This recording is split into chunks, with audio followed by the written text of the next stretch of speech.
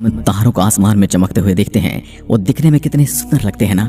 लेकिन क्या आप जानते हैं इन तारों के अपने ग्रह हैं और ये आकार में हमारी पृथ्वी के समान ही हैं।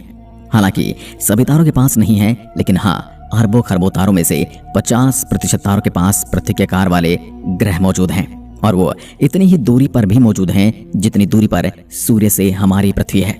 यानी कि वो एक हैबिटेबल जोन में रहने वाले ग्रह हैं। अब इन ग्रहों पर जीवन संभव है या नहीं, इसके बारे में तो तभी कुछ कहा जा सकता है दोस्तों जब वहां का तापमान सही हो। वैसे तापमान के हिसाब से सबसे सही ग्रह प्रॉक्सिमा बी है, जिसकी खोज 24 अगस्त 2016 में की गई थी। प्रॉक्सिमा ग्रह पर हमारी पृथ्वी की तरह तरल पानी के विशाल समुद्र हैं, और दोस्तों जहां तरल पानी होगा वहां जीवन न हो ऐसा संभव ही नहीं। प्रॉक्सिमा ग्रह हमारी पृथ्वी की तरह एक जटिल सौरमंडल का एक हिस्सा ही है, और इस सौरमंडल का नाम है अल्फा सेंचुरी। अब ये भी नहीं कि दोस्तों के अंतरिक्ष में केवल यही अल्फा सेंचुरी सौरमंडल हमने खोजा है, बल्कि ऐसे न जाने कितने और भी सौरमंडल अंतरिक्ष में मौजूद हैं। लेकिन अल्फा सेंचुरी हमारे सबसे करीब है, जिसकी वजह से हमारे लिए खास बन जाता है। इसकी दूरी पृथ्वी से 4.57 प्रकाश वर्ष की है। इसके बाद अगर हम किसी दूसरे सौरमंडल की बात करें तो उसकी दूरी हमसे करीब 12 प्रकाश वर्ष की दूरी है। एक प्रकाश वर्ष वो समय होता है जितना डिस्टेंस प्रकाश एक साल में कवर करता है। यानी कि हमारी सूर्य से दूरी सिर्फ 8.26 मिनट की है, और सूरज हमसे 15 करोड़ किलोमीटर की दूरी पर है। अब आप अंदाजा लगाइए कि इनकी दूरी हमसे कितनी ज्यादा है। इसलिए अल्फा सेंचुरी हमारा ऐसा पड़ोसी है जिसे जीवन की उम्मीद के साथ निहारा जा सकता है।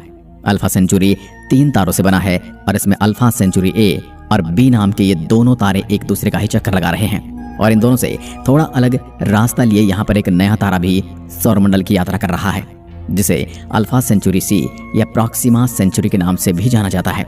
अल्फा सेंचुरी ए और बी के बीच की दूरी 29 एस्ट्रोनॉमिकल यूनिट है। एक एस्ट्रोनॉमिकल यूनिट सूर्य और पृथ्वी के बीच की औसत दूरी के बराबर होती है। अगर सूर्य और यूरेनस ग्रह की दूरी नाप कर देखी जाए तो यह दूरी 19.8 एस्ट्रोनॉमिकल यूनिट है। अल्फा सेंचुरी ए तारा हमारे सूर्य से थोड़ा सा बड़ा है, और ये पीली रोशनी के साथ चमक रहा है। इसकी चमक सूर्य की तुलना में 1.5 गुना ज्यादा है, जबकि अल्फा सेंचुरी भी नारंगी रंग का है, और इसकी चमक सूर्य की तुलना में सिर्फ आधी है। प्रॉक्सिमा सेंचुरी बौने तारों की श्रेणी में आता है, और इसका वजन सूर्य की तुलना में सिर्फ 12% है, और इसकी सतह का तापमान 2700 डिग्री सेल्सियस है, जबकि हमारे सूर्य की सतह का तापमान 6000 डिग्री सेल्सियस के आसपास है। इसके बावजूद प्रॉक्सिमा सेंचुरी का तापमान हमारे सूर्य की तुलना में 0.17% ही है।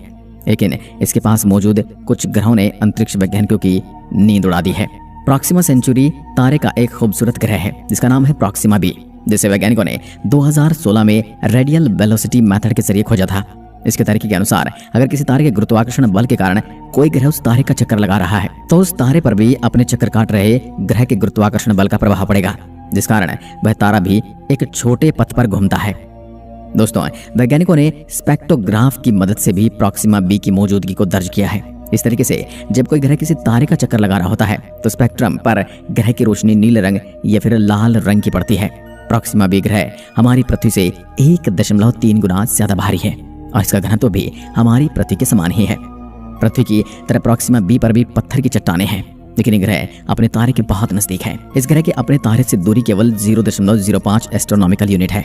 अगर किलोमीटर में देखा जाए तो ये दूरी 7 लाख किलोमीटर है। इसको हम हमारे सूर्य और बुध के बीच की दूरी के बराबर भी कह सकते हैं। लेकिन तारे के इतने पास होने के बावजूद प्रॉक्सिमा बी बुध की तरह ज्यादा गर्म नहीं है। इसकी वजह यह है कि इसका तारा, जो कि हमारे सूर्य की तुलना में काफी गर्मी रखता है, अपने तारे के नजदीक होने के कारण प्रॉक्सिमा बी अपने तारे के गुरुत्वाकर्षण बल से बहुत ज्यादा प्रभावित है, और ये ग्रह अपनी धुरी पर अपने तारे के साथ ही घूमता है, जिसकी वजह से इसकी एक सतह पर तो हमेशा रोशनी रहती है और दूसरी सतह हमेशा अंधकार से भरी रहती है।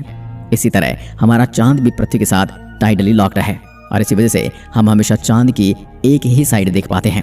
इसका मतलब ये हुआ दोस्तों, जो हिस्सा प्रॉक्सिमा बी का अपने तारे की ओर है वो काफी गर्म होगा, और तारे से विपरीत वाला हिस्सा बेहद ठंडा।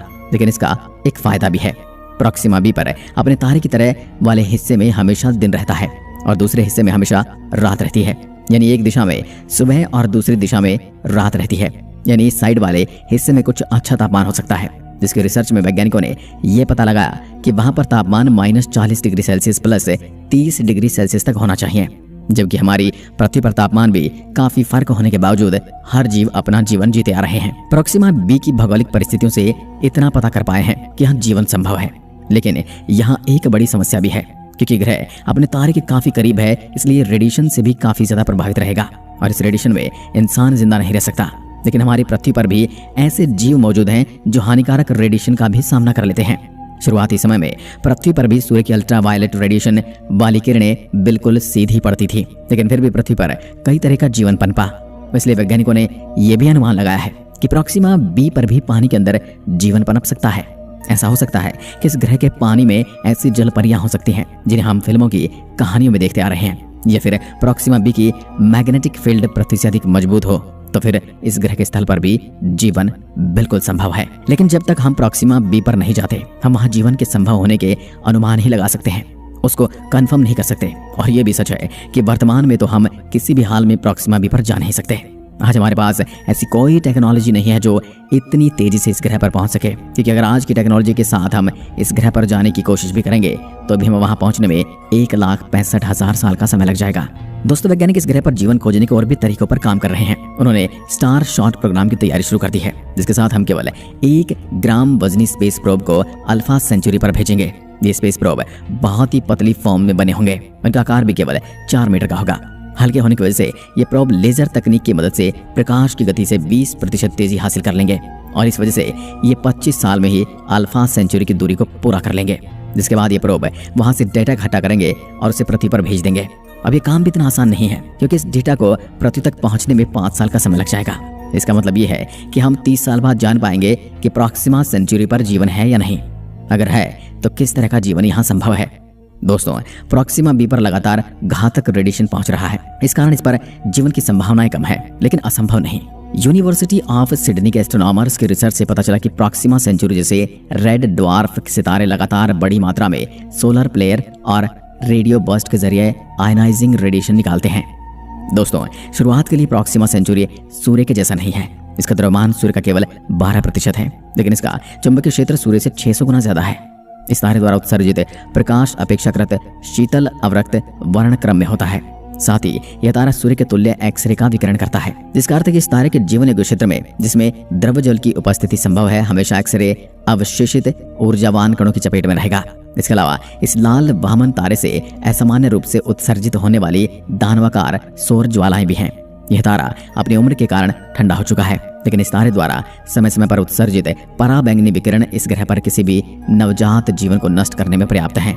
यही नहीं, इस तारे की गतिविधियां एक्सरे की लगातार बौछार किसी भी ग्रह के वातावरण का क्षरण कर सकती हैं तथा किसी भी वातावरण की रासायनिक संरचना को ऐसे बदल सकती हैं कि सतह पर लगातार खतरनाक विकिरण की वर्षा होती रहेगी। अब आप इसका ये मतलब मत निकालना कि प्रोक्सिमा बी पर जीवन संभव नहीं है। वहाँ जीवन संभव है, लेकिन हाँ, प्रोक्सिमा बी पर जीवन पृथ्वी की भांति बहुत ही अलग होगा।